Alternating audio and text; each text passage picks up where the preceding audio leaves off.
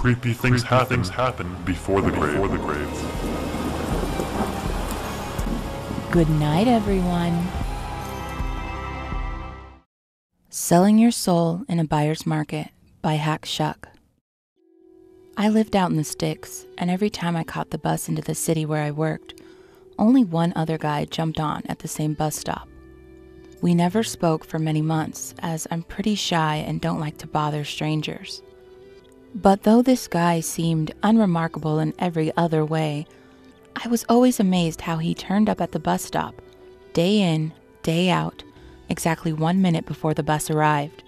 That bus was never on time. It could be 10 minutes early or half an hour late, but every time, this guy arrived a minute before the bus turned a corner and trundled half a block to our stop. I know that curiosity killed the cat, but one rainy Monday, I got him to reveal his secret.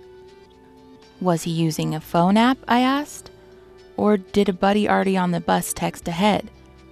The answer is one I'd never have expected. I sold my soul. His expression was blank, his voice matter of fact. I hate waiting ages for the bus, so I summoned a demon and we cut a deal. Words failed me, but as I sat silently behind him on the bus, I grew determined to learn more. So, each morning at the bus stop, I heard this strange tale piece by piece, a minute a day. I hate waiting for the bus, he shrugged. But surely a soul is worth more than a small inconvenience, I implored in amazement. It's a buyer's market. Times are tough. And what's a soul worth these days? He said with a straight face. On Wednesday, I asked him how his gift operated.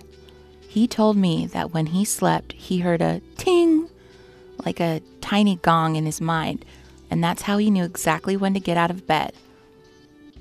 At least, I think the gong sound is only in my head, he said. On the bus, he'd sit and stare straight ahead. An anonymous man who perhaps worked in accounts in some anonymous office. On Thursday, I wondered again why he hadn't asked for more, like a demonic helicopter to fly him to work in style.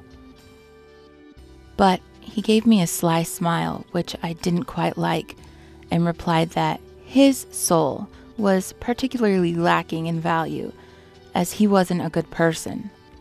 And besides, his gift was more varied than I realized, as he heard his magic gong whenever he needed any bus-related guidance or advice.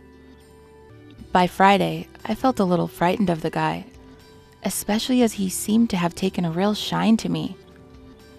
I asked him if he was afraid of his soul being taken, but he shook his head. I've done this before. The ancient ways are bound by laws. I owe one soul, that's all. And I learned that his mystical ting wasn't just in his head.